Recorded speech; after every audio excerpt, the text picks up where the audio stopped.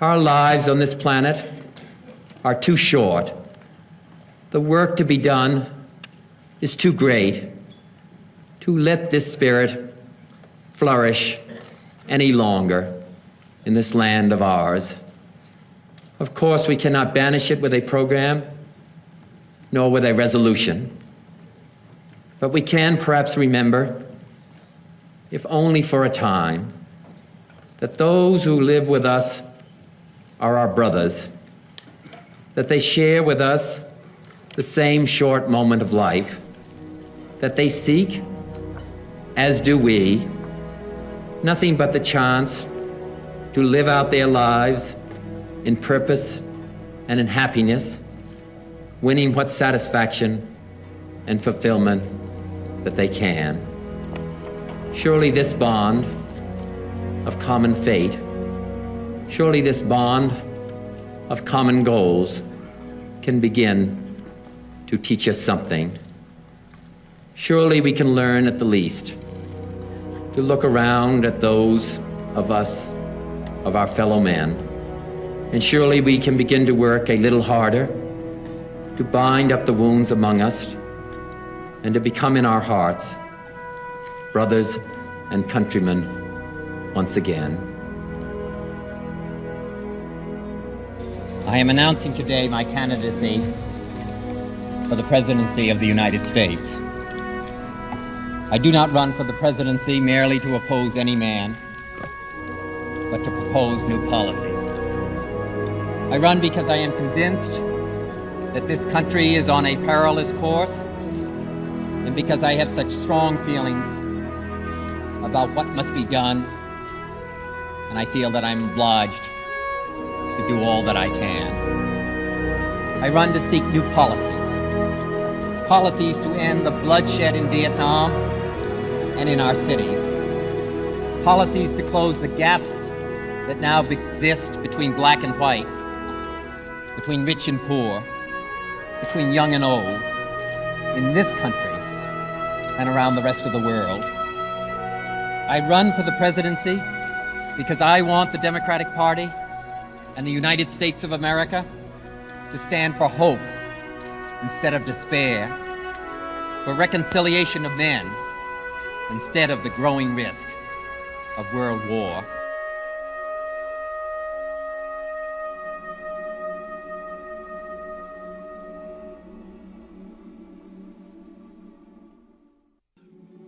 I have some very sad news for all of you. And I think sad news for all of our fellow citizens and people who love peace all over the world. And that is that Martin Luther King was shot and was killed tonight. My Lord, I have read this book so many times. In a time of sorrow, it is not a day for politics. I have saved this one opportunity, my only event of today, to speak briefly to you about the mindless menace of violence in America, which again stains our land and every one of our lives. Now I know what I think is quite clear is that we can work together in the last analysis, and that what has been going on within the United States over the period of the last 3 years, the divisions, the violence, the disenchantment with our society, the divisions whether it's between blacks and whites, between the poor and the more affluent, or between age groups or in the war in Vietnam, that we can start to work together. We are a great country, not concern any one race. The victims of the violence are black and white, rich and poor, young and old, famous and unfamous. They are most important of all, human beings, love, no one, no matter where he lives, you're never gonna break my faith.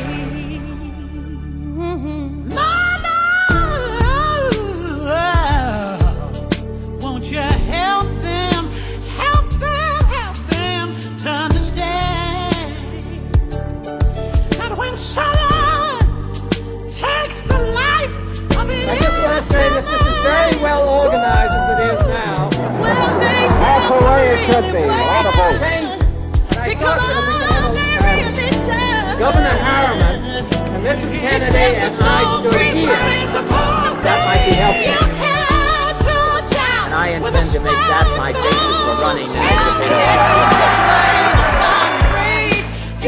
Even in our sleep, pain which cannot forget falls drop by drop upon the heart, until in our own despair, against our will, comes wisdom through the awful grace of God.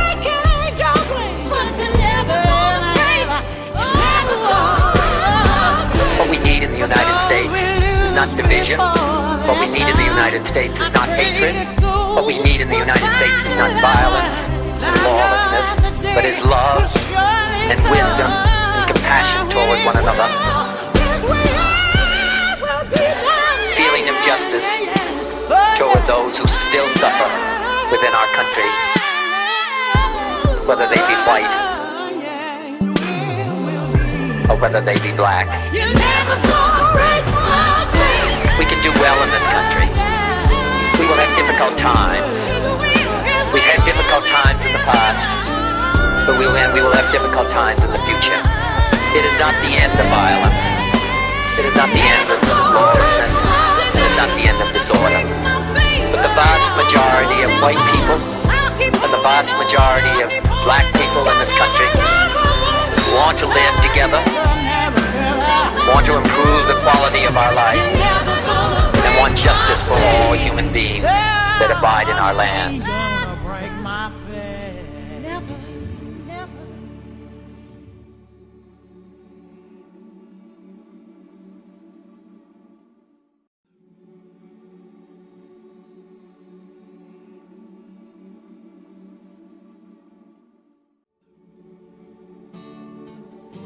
For when you teach a man to hate and to fear his brother, when you teach that he is a lesser man because of his color or his beliefs or the policies that he pursues, when you teach that those who differ from you threaten your freedom or your job or your home or your family, then you also learn to confront others not as fellow citizens, but as enemies, to be met not with cooperation, but with conquest, to be subjugated and to be mastered.